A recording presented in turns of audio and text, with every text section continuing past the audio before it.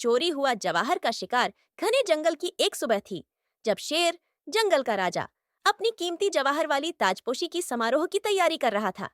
वह अपनी शान और शोहरत से भरे हुए सिंहासन पर बैठा था, जब अचानक एक शोर मच गया। जवाहर चोरी हो गया है! एक तोते ने तेजी से उड़ते हुए खबर सुनाई। शेर का गुस्सा सातवें आसमान पर था।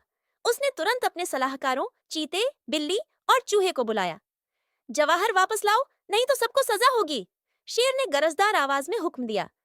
चीता, जो तेज और चालाक था, तुरंत पैरों के निशानों का सुराग लगाने में जुट गया। वह घास के बीच सरसराहट की आवाजों का पीछा करता रहा। उसने ध्यान से जमीन पर बिखरे पत्तों पर नजरें गड़ाईं और हर छोटे बड़े निशान का मुआयना किया। बिल्ली, जो हमेशा शरारती और खेलती हुई नजर आती थी, कुछ ज्यादा ही जोश में थी। उसने हर जगह छलांगे लगाईं, पेड़ों पर चढ़ी और बीच बीच में पत्तों को हिलाया। यह तो बहुत मजे का खेल है, बिल्ली ने शरारत से कहा। हालांकि उसके शोर मचाने से बाकी सभी को गुस्सा आ रहा था।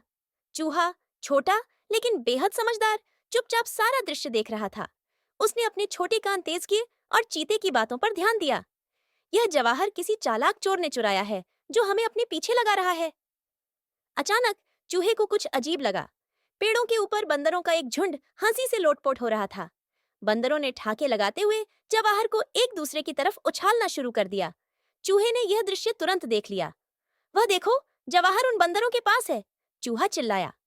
चीता और बिल्ली ने बंदरों का पीछा करना शुरू कर दिया, मगर बंदर बहुत तेजी से पेड़ों की डालियों पर छलांगे लगा रहे थे। बिल्ली खुद को डालियों में फंसाती रही और चीता बार बार नीचे गिरता रहा। चूहे ने होशियारी दिखाते हुए एक डाली पर चढ़कर बंदरों को चकमा दिया। अरे, मुझे पकड़ सकते हो! चूहा चालाकी से बोला।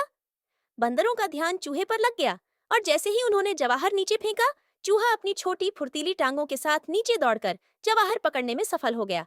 शेर खुश होकर हंसा। बहुत खूब, चूहे!